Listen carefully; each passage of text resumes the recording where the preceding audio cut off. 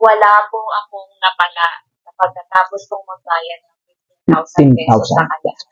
Grabe po mga ka-idol ang nangyari po sa ating kapwa content creator. Nagbayad po sa mga ka-idol ng 15,000 pesos sa big content creator para dumami ang kanyang followers. Pero ang nangyari mga ka-idol ay walang naidagdag na followers. Panoorin nyo ito mga kaludi. Wala po akong napala na pagkatapos kong magbayad ng 15,000 pesos sa kanya. Wala po akong napala, guys. Wala akong nadagdag. Sa Walang mga nadagdag? followers ko, nagbayad ako ng 15,000 pesos. Alam niyo po ba kung anong ginawa niya, guys? Ito yung ginawa niya. Ito po sa inyo. At gusto kong sabihin sa inyo, may resibo ako sa lahat ng mga May pinagsasabi resibo ko siya. ngayon.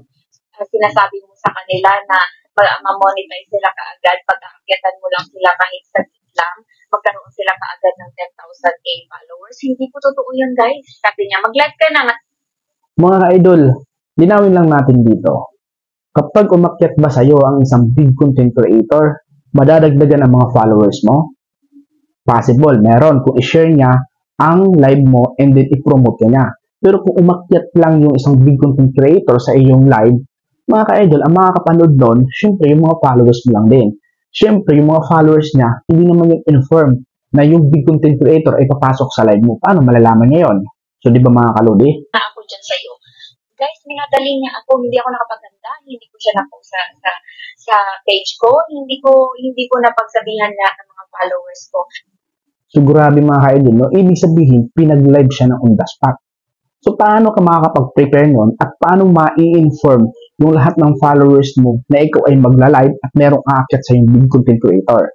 Diba? Saka, paano ma-i-invite ni big content creator yung lahat ng mga followers niya ibiglaan? So, siguro, may makakapanood kasi pag sinare niya yung live. Diba? Pwede yun. At lahat po ng umakyat, guys, mga followers niya po. And the whole time po ng live, guys, in-endorse niya po yung sarili niya, hindi po ako. May isang beses.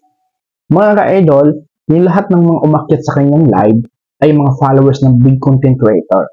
So, pwede. So, magandang impact yon sa kanyang minutes viewed na tinatarget na 60,000. Kasi pag marami manood sa live mo, ay syempre, malaki yung madadagdag doon sa 60,000 minutes viewed.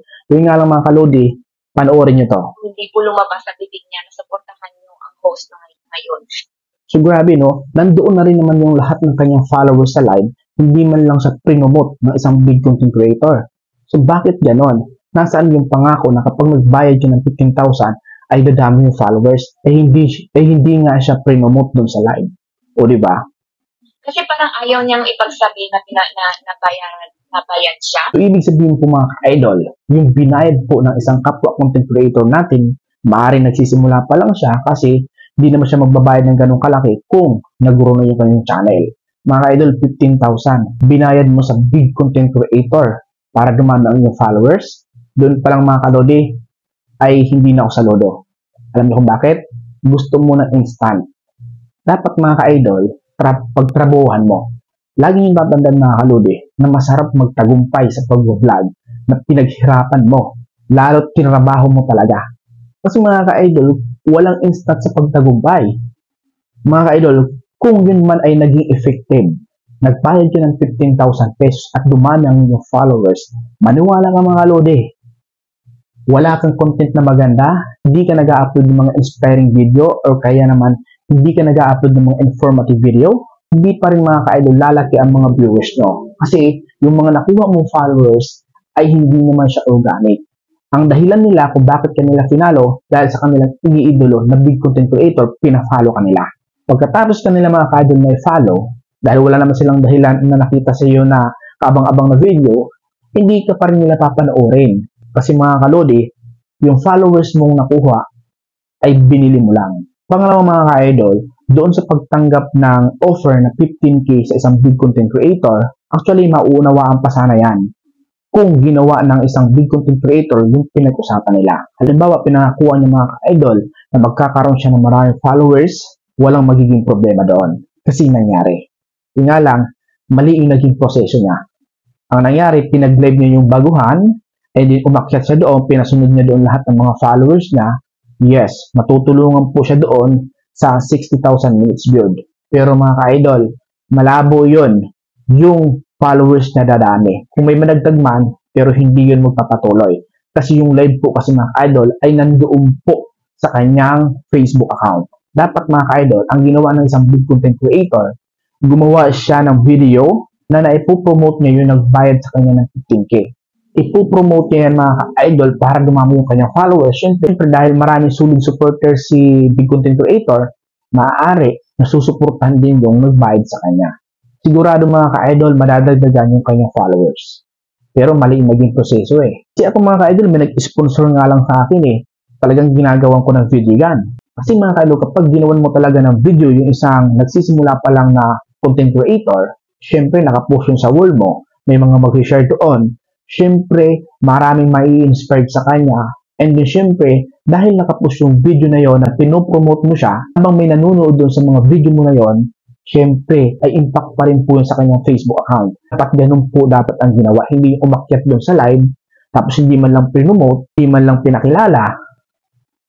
Yung naging usapan nila, ganito. So, dapat naging totoo sa sarili. Kung nagtanggap ka ng ganitong halaga o kaya nakatanggap ka galing sa isang content creator o kaya sa isang tao, ipagmalaki mo yun.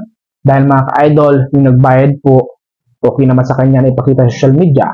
May mga nagbibigay na hindi okay na ipakita sila sa social media, pero itong content creator ay nagbayad ng 15K para po sa kanyang pag-angat sa Facebook account niya. Kaya sa lahat po ng mga nagsisimula sa pag-vlog, para sa akin, ang advice ko sa iyo, huwag na huwag kang magbabayad. Dahil mga ka-idol, walang instant dito sa mundo. Masarap magtagumpay kung pinaghirapan mo, dahil kapag pinaghirapan mo, maniwala ka, magiging maganda ang kwento mo sa mga nagsisimula din na vlogger, sa mga anak mo, sa mga kamag-anak mo. Dahil yung ginawa mo ay hindi madali, pero napagtagumpayan mo. So yun lang mga ka-idol, sana nakatulong sa iyo ang video ito. At kung nakatulong sa iyo ang video ito, huwag na huwag mong kakalimutan na i-share ang video ito na sa ganun. Mapalalahanan din po natin mga kapwa content creator.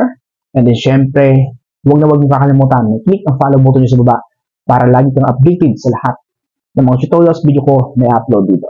God bless.